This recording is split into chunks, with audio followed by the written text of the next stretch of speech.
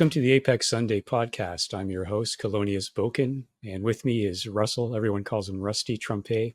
How you doing, Rusty? I'm doing great. Thanks, Kolonias.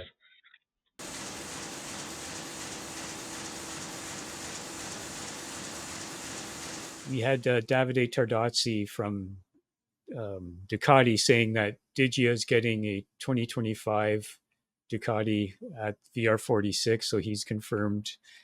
And it's not confirmed yet, but Morbidelli is probably going to get the VR40 other ride. He's a VR46 graduate from the academy. And then Fermin Aldeguer from Moto2, who I first saw 3 or 4 years ago in the Spanish Moto2, and he was winning everything, moved up to the World Championship. And he's going to be a very good rider. So he's going to be with Grassini, with Alex next year when Mark moves to the main team. And there's rumors of Ayogura from Moto2, Japanese rider, very, very good, to Trackhouse. And then Miguel to Pramac Yamaha, and along with Jack Miller, but not confirmed yet. And then another Moto2 rider, Somkat Chiantra from Thailand to LCR possibly, but we'll see if that happens.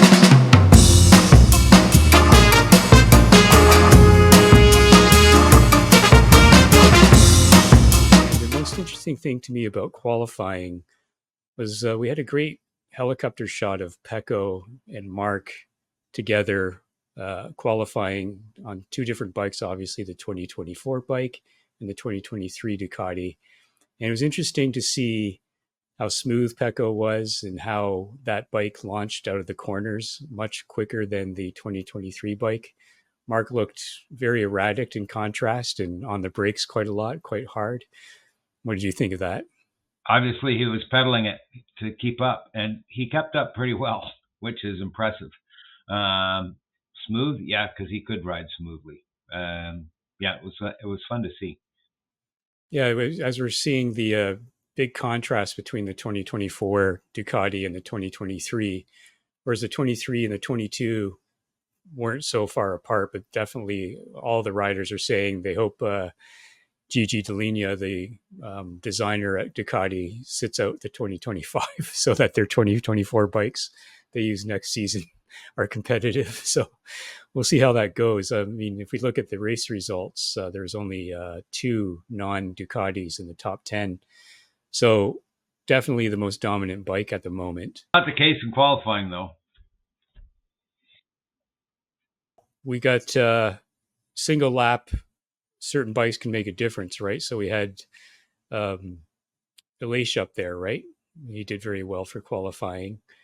But the other thing that really got me about qualifying is the complaints about towing. And I can understand complaining about slowing down on the qualifying lap and being a bit of a barrier to someone, perhaps, but I don't understand the hatred of towing. Towing is a time-honored racing tradition as far as I'm concerned. And I remember seeing Randy Dupunier years ago getting a tow from Jorge Lorenzo or from Casey Stoner in races in qualifying, and no one ever complained. But now it seems Mark in particular are in other people's heads. They don't like him following them.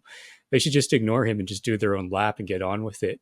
And it was funny because we saw Digia complaining about towing, but then he was right behind the Ducatis getting a tow in qualifying anyway. So what are your thoughts on towing in qualifying and how disruptive that may be or may not be to a rider? It's a little bit distracting. It's distracting for sure. I mean, there's, as we all know, if you're in the middle of a dice, you're going to be slower.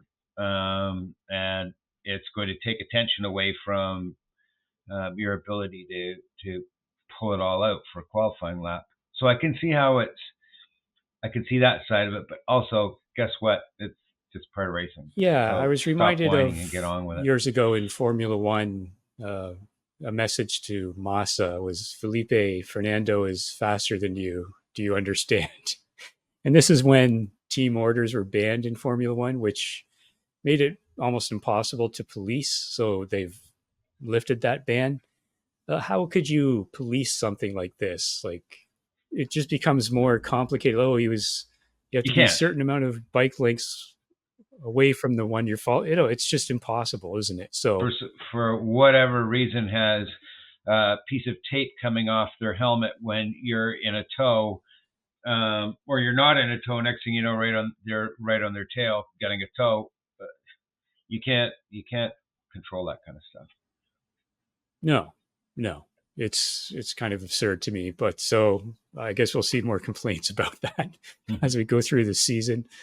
I didn't understand Mark being a little bit upset at Bezecchi because Mark put himself in that position following him in qualifying. But anyways, I guess it's a case of adrenaline and red mist, and everyone's a bit elevated and they calm down afterwards. But I thought that was interesting. Other than that, it's just your standard qualifying, and I thought the bikes looked a little bit more on edge this session compared to the rest of the season. Silverstone is such a change of direction circuit, and so it looks like quite a challenge to ride a MotoGP bike around the circuit. Anything around that track. I mean, the S's are just wow. That's true. I mean, you have to be so set up and so precise all the way around the track. And this is the only track that doesn't have very much elevation changes, but it makes up for it for, like you said, the S's and the corners are just spectacular. So very nice to see them.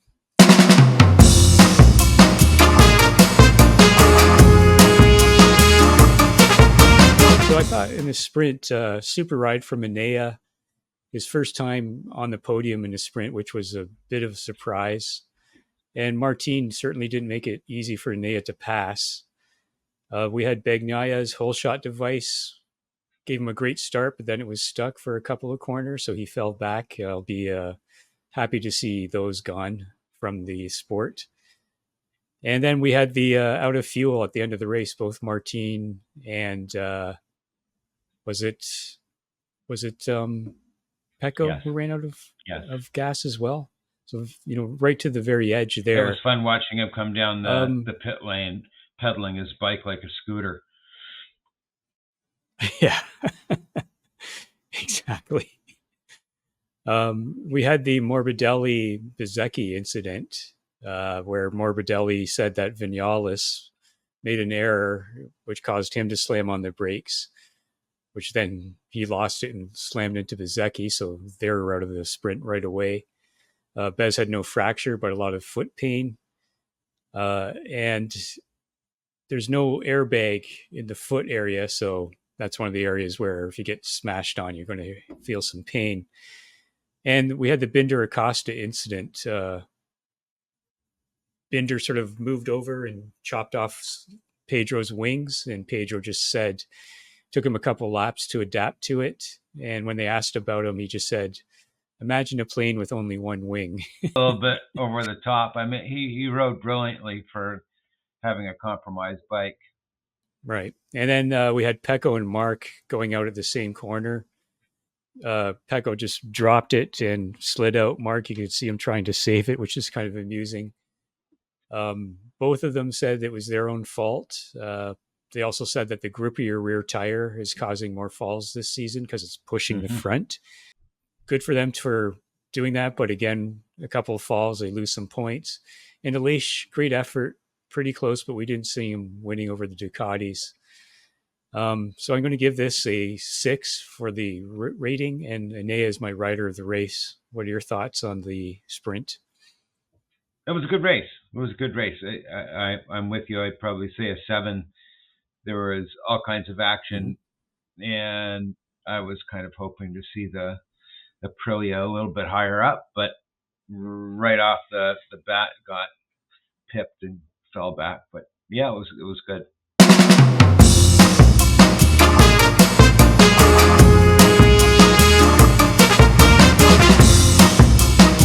For the race, right away we see the Trackhouse guys out pretty quickly. Raul loses it and takes out Miguel. Binder had a scary start. His clutch didn't function, so he was sort of holding up his arm, "Don't hit me" kind of thing. That's going to be scary. Crash. Enea, yeah, if he got hit, it would be very frightening, wouldn't it? Enea was wide early, let Martin and then Leish and Alex by, but didn't phase him. Great battle midway between Digio and Alex Marquez, and I found it kind of funny, given that Digio said later that um, getting a toe is not racing, or at least in qualifying. But then he indicated to Alex, "Follow me, and I'll tow you towards the top four again." But I don't think Alex figured that he could follow, so he just wanted to try to keep him back. So I understand, when you're dicing back and forth, you're losing time to the people in front. But I don't think Alex thought he had any chance of even keeping up with Digio, and he didn't even get a toe off of him. So, but again, we see the Aprilias drop back, and only Aleix and Acosta scoring points, scoring in the top 10. The rest were all Ducatis. That includes Morbidelli with a double long lap penalty for taking out Bez on the sprint race. So very, very dominated by the Ducatis. A pretty good race up until the midway. Then the first two really separated themselves. And again, I thought Enea did a superb ride. Takes the lead and wins with a couple laps to go. Takes third in the championship from Mark. Martin retakes the championship from Pecco. And the talk is Enea now a contender because he's in third? There's lots of points left, 370. So I guess he is a contender, No. but the other three guys aren't just going to drop off suddenly, but a little bit more interest there. So I'm going to give it a 7 for the race, and I'm going to give the rider to Enea again. What are your thoughts on the race? I was surprised that Martin, right off the bat, just sort of started riding away from everybody. He had a really nice gap. And then it all just went away. I don't know what is that managing tires, Rob? I don't know what it is, but I think it was early enough on that it's not managing tires. And I have to agree with you. I was impressed with Alex. Alex rode a good race. Yeah, Enea, like for instance, he fell back at the beginning behind Mark and Leish. And he was so far back when the other two and other three were at the front. And then by the end of the race, he caught them all and won the race. So once again, just a great race from Enea. Definitely the driver of the race, and I give it an 8, just because of the start and the finish. The middle was kind of boring, but it was a great run. I'm not so sure that I'm sort of an opposite thought of you that Enea might be in the run for the championship now. I think now it's just a matter of Mark and Enea swapping back and forth and stealing points from each other, and there's no way we're going to jump to the lead, especially if you're using an old bike. I mean, the new bikes are still getting developed. This year's bikes are still getting developed. So, no, they don't have a chance, I don't think.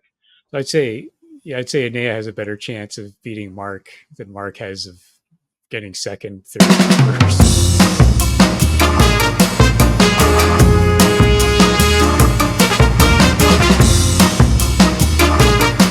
And so next up we have Austria, which is a very point and shoot circuit. It has an extra chicane after the first turn because they got so fast up to turn 3 that some bikes were flying through the air and they could hit other riders. So they've added a chicane that Formula One ignores. So you'll see that. And a Ducati dominated track traditionally. So I expect the same this coming weekend.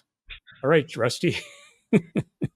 Thanks for discussing the British Grand Prix, and we look forward to Austria next. And Thank talk to you soon. Kolonias. Bye-bye, Rusty. Okay, bye-bye.